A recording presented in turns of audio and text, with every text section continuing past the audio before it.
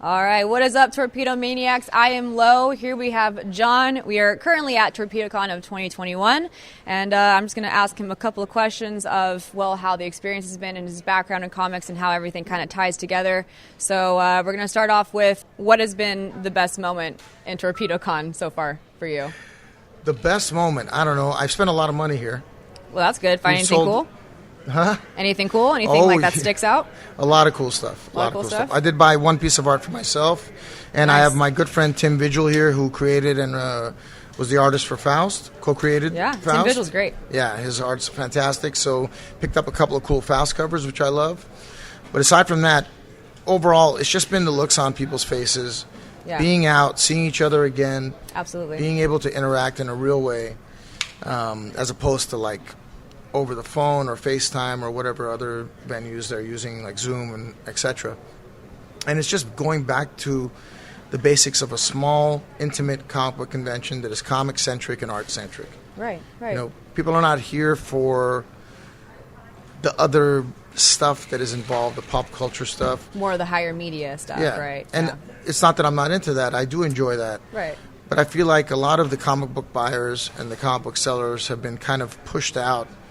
It's more not about comics anymore. A lot of it is less about comics and more about the pop culture aspect of it.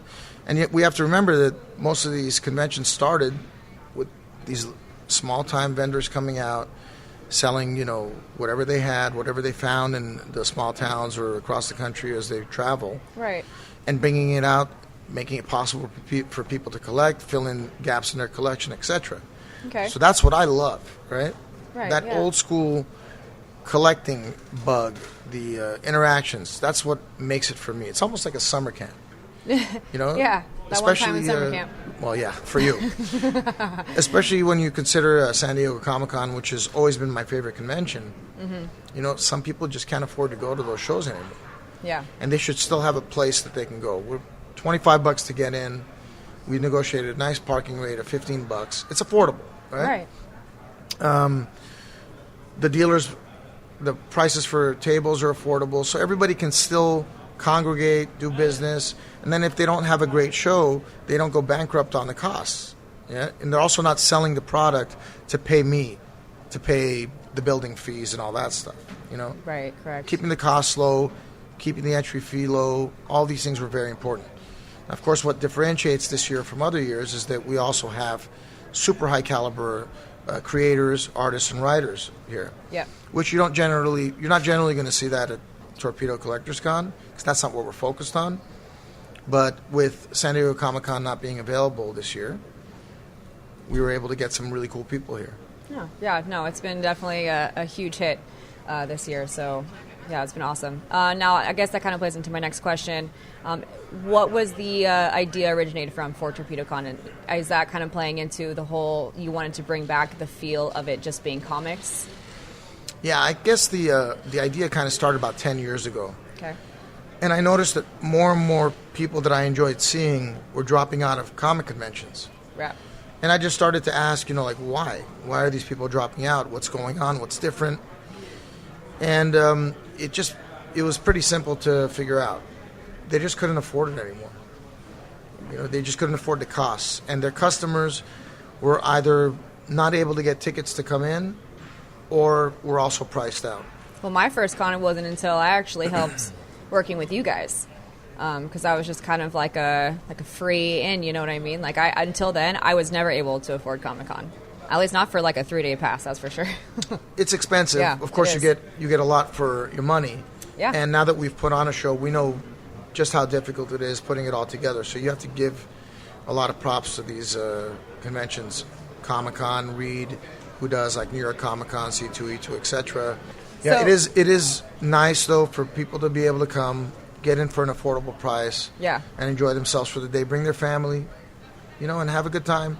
Meet somebody that they really have a lot of passion for and idolize. Get an autograph, whatever the case may be. That's awesome. Now, where would you say your love for comics started? Well, it was around 12 years old when I went to the first comic book store. Right. And it was instant. I walked in, it was like all this amazing stuff on the walls. They had piles of books. a comic book store on Victory Boulevard. Like every day, somebody would come and ask for passport photos, and I think he regretted calling it Passport. But it was a great shop. Earl and Dee were the owners, really nice people. Yeah. I was probably their best customer because I was there every 3 days with my allowance or whatever I could get from my dad that particular day. Man, allowance, yeah. And, I started buying 25-cent books and just getting as many as possible because I wanted to read the stories and I wanted to see the art. And then slowly but surely, as I, got a job and started to make money, more and more of my money went to collecting. And it just became a passion, just very similar to music for me. Yeah. I've always had that passion for music. Comics are equal to that for me. Yeah, absolutely. And so much that I ended up writing a comic book. Yeah, and it's not every day we get someone in your profession that also is able to share another side of them and make it as big and successful as you have. So I think that's a huge, change in the music industry that you're kind of bringing out is you're making it your own by making you your own, Torpedo Con, for example. Yeah, I'm certainly not the only one that's passionate about comics in our industry. No, but you're definitely making a name for yourself for sure. We're doing what we can, right? Yeah. Like to not only make ourselves a force in this industry, but also push the industry to be better. Yeah. We have an amazing ability to utilize what is happening with the movies for our benefit, right? Yeah. There's billions of dollars being spent every year on marketing and advertising for all these blockbuster movies that are coming out. Right. And we should be the beneficiaries of some of that, right? Yeah. But you got to do it the right way. It would help if the publishers actually publish characters that were in the movies, which I think they're starting to more now. Mm-hmm. But for a long time, you couldn't walk into a comic book store if you just saw the Avengers movie and find Tony Stark as Iron Man, right? Yeah. So they're starting to correct that stuff. Yeah. And it's nice that the publishers are trying to catch up to what the movies are doing. But I think we're going to have a long ride with this. And as long as people want the stuff, and I hope they do for a long time because I love this hobby, Torpedo's going to strive to make it a better experience for them. Okay, so then how about is there a little sneak peek that you can give people of where you see us in the future? Well, we're going to have more locations, but that's not what's important. Right. I want to create like the marquee location, which is going to be housed in Las Vegas. Yeah. And my plans are pretty far-reaching for it, but to give you a little bit of insight, it's going to be 7,500 to 10,000 square foot store, primarily comics, but we're going to have other cool pop culture items such as statues, toys. Certainly, we're going to have a lot of original art, animation cells. We might do some higher-end cards like Magic the Gathering and Pokemon. Oh, that's where I'm at. But more of the higher end. I'm not necessarily thinking of packs, but we may do that too. I'm not sure. Yeah. That's kind of open-ended. Really cool toys. I don't want to compete with the Walmarts and the Targets and those kind of places. Right. They already have that stuff, but I want to get more of the unique, collectible stuff that you can't find everywhere.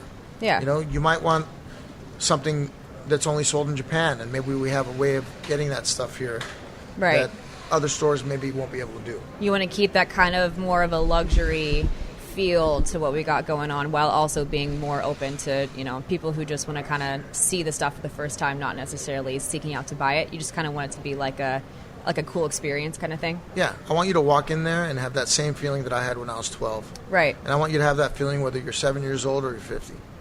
Yeah. So that's kind of the goal. Making it look unique, having something that can also transform. What I love about Disneyland is that like every 2 or 3 months there's a different theme happening that permeates the entire complex. Yeah. So I want to create something like that where we can take things down, put things up, have different vibes happening so that every time you visit Torpedo, it feels like a new and unique experience for you. Okay. So to do that, there's some things that are in the works that we're already starting to work out now, even though we're at least 1.5 years to 2 years away from the building being up. Maybe some collabs, hint, hint, wink, wink. It's possible. Working with artistic people has always been something that I enjoy doing. Yeah. And obviously with the signings, we're gonna go pretty big on the signings, which we've already been doing, and continue to, build these relationships with different creators, and maybe even step outside of our comfort zone of comics and find other creators in other mediums that we can also bring in and enjoy some time with these people and introduce them to what we do and introduce our fans to what they do. Absolutely. Personally, I have also, Torpedo has changed me a lot. I originally started off reading comics, and you guys kind of brought me back into respecting it in a whole new level. You know, I was just reading trades, and now I'm seeing value behind it, and I'm seeing that there's more to it than just, you know, going to your comic shop and picking up a book and enjoying it to read. There's a history behind it. So I think that we've been doing it really There's good. also a lot that goes into it, right? Yeah. So I've learned a lot writing a book as well. Right. It's incredibly difficult. Essentia, if you haven't read it, check it out. Thank you. Mini commercial. Shameless plug. So there's a lot that goes into it. People invest 10, 15, 20 years of their lives working on their art form, perfecting their art form, and making themselves different enough and unique enough from other artists and writers to catch your attention. So it doesn't just happen. Even going down to the publishing side, we were very careful with who published our book as far as producing it. We looked at everything from the staples, the paper quality, the colors, everything. You know? Okay. And there's a lot of effort that goes into it, but that's part of what we do at Torpedo. You know, we have people that care about things. We want to make something unique but interesting and also exceptional. Right. You know, so that's what we strive towards, and that's what we'll always strive towards as long as I'm involved. I love that. Well, I think that's pretty much all that we have time for. So thank you so much for taking your time to talk to me. You're welcome. We're almost open. Last day. Last day, guys. So thank you so much, guys, and we'll see you in the future.